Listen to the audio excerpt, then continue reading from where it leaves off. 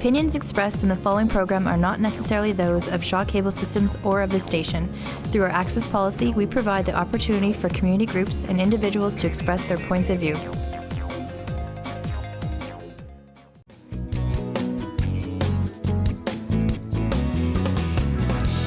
You are watching Lit Happens, Saskatchewan's showcase of the literary talent of the province.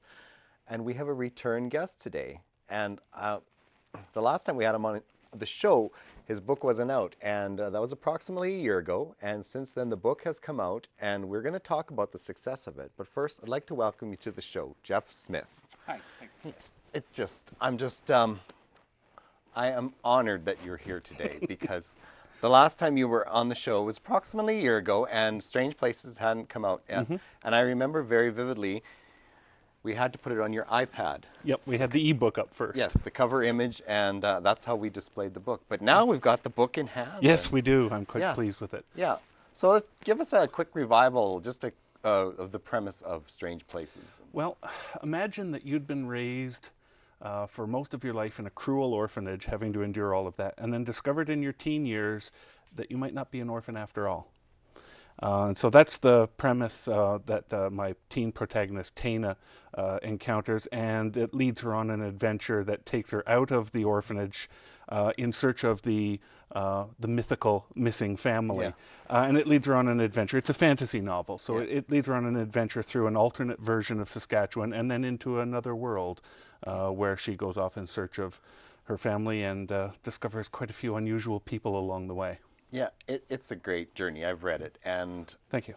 I know it's been marketed and promoted as an adolescent book or a juvenile book. Young adult, yeah. I think it can speak to everybody. I get fan mail from people as young as 8 and as old as 72 so far. Yes. Of the ones that I've felt comfortable asking their age. Yeah. And I agree with you. I think that's one of the things that's particularly true in fantasy literature is that it does tend to deal with younger protagonists, but in a way that's quite a bit more universal than, say, a typical young adult book would be in another genre. Yeah. So, I get a lot of interesting mail from people who read all sorts of things into it, and in fact, it's being studied in some of the schools now around the province. Yes. There's some book clubs. There's a book club at a senior center that's working on it. So that's great. It's got quite a wide range of readers.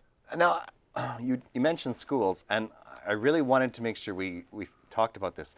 You're doing some wonderfully strange things with Strange Places. Yes. We recently received a couple of grants from the Saskatchewan Arts Board. Yeah. Both of them situated at Bedford Road Collegiate here in town. Mm-hmm. And I'm working with students there and at a school in Lloydminster, and there's a couple of other schools around the province that we're starting to talk to. And what we're doing is we're trying an interesting approach to arts education, in that I go into the school and I have a background not just in writing but also in computer science, special effects, video, visual art.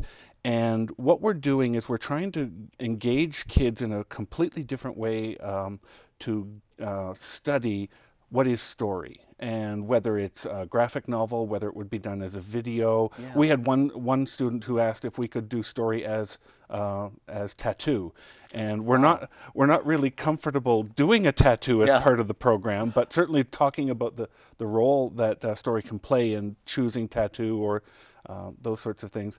And so we're working with the students, and the idea is that they're going to create stories of their own set in the same world as the book, and we're going to publish when we have enough material.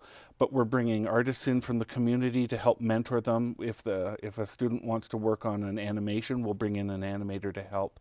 I have a number of students who are working on music around the book, and there's a great one on my website that I've been sharing with people, where the students actually wrote a song and then shot a video for the music. So we're having a lot of fun with that, and we're engaging kids.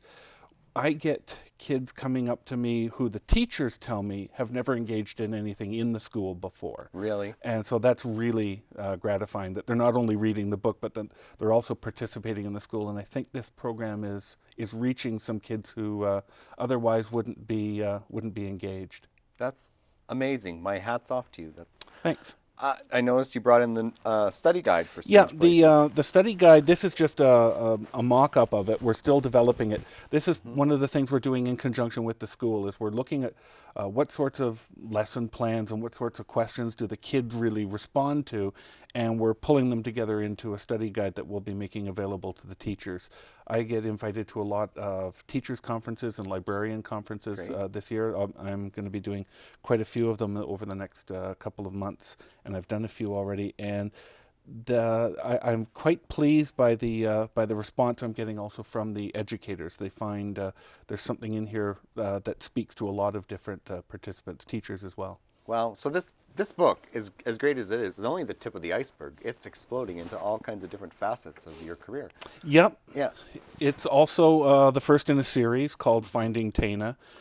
We have a website set up for students that are in this program at findingtana.com, where they can share stories and ask questions and get feedback. And Wow. it's out in ebook now as well. Yeah. Has been actually since we did the show last time. Yeah, yeah. One thing I do really want to throw out, that since you were here last time, you have been shortlisted for an award. Yes. Yeah. Tell us about that. My publisher would kick me for not mentioning that. She'd kick me too. Yes, we were absolutely floored to get nominated in the Saskatchewan Book Awards this year for Saskatchewan Book.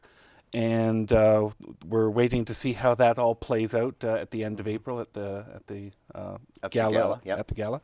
And it's also been longlisted for a couple of other awards that I can't talk about yet because I haven't had their press releases. Right. We can understand that. Tell us a little bit about this cover. What would you like to know about the cover? It It's intrigues a me. strange place. Yeah. I think the entire cover is summed up in the silhouette of the protagonist. Yeah. I mean, there's so much attitude in that stance that's what drew me to this cover design. And then, trees with feathers, those are strange. And that's really the whole thing the cover is really talking about, is getting you set up for a fun ride, an adventure in a weird place. Yeah. And it is weird. I'm Yeah. getting a lot of feedback about that. I love the cover. One thing I wanted to talk to you about was the fact that you're very involved in the ebook market. You are very active. Well, Strange Places is an ebook. Yep. And you are very active in promoting it as an ebook. And a lot of us in Saskatchewan know that you're a very techie guy. Just enlighten us a little bit. What's happening with ebooks? Are they taking over the world? Well, yes, but not exclusively. I don't think the print book is going anywhere. Okay, I good. think that we're going to see the world of print books is going to get smaller. I don't know about you, but it bothers me to pay a large price for a book that I don't bother finishing because it doesn't really speak to me. Yeah. So for a lot of the books I read them first in ebook form, and then I go out and buy a print copy of the ones that I really like, the ones that speak to me and that I want on my bookshelf in my living room. And I think that's going to continue. I think that in fiction we're seeing a lot faster uptake of ebooks than we are in some of the more graphically rich things like coffee table books and some forms of other nonfiction. Poetry books are not really being eroded by ebooks yet, but those are all because the technologies are a little more limited still in how you take a rich photo essay and turn that into an interactive ebook. That hasn't been standardized yet. Yeah. So we have some time still. Good. And I'm glad you said that the actual physical book is not going away. It's not going. We'll see fewer stores. Yeah. There will be fewer stores Yeah. selling print books in the next few years, I think. But that's if I knew how that was going to play out, I'd be rich. That's probably a whole other episode. Now you're very active online, obviously, but what is the best website to check out strange Best places? website to check out is probably creativityhacker.ca. Okay.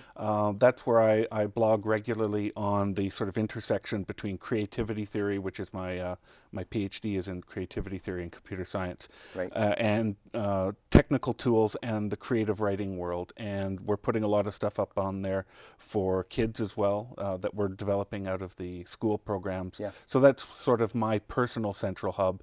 And then the book itself is findingtana.com. Super. Wow. Or follow me on Twitter That's what I was or just on about to Facebook. say. I'm Jefficus on Twitter and Jefferson Smith on Facebook. And Okay. there will probably be other online Yeah. identities that I'm forgetting. You're widely accessible anyway. That's. I just want to say I'm really glad you returned to the show because you fascinate me, and I think you fascinate a lot of people. So you were really worth having on a second time, and Great. I have a feeling there's a third time coming sometime. Sure, we can talk about maybe maybe something else next time. Yes. Yes. Get into publishing issues Yes. or things like that. Yeah. Thanks a lot, Wes. It's You been bet. fun. It was great. That is all the time we have today for Lit Happens. If you enjoyed today's episode, you can watch previous segments on the Shaw TV website or on my website, westfunk.ca. You can go onto our Facebook page and like us. So I will see you next time on Lit Happens.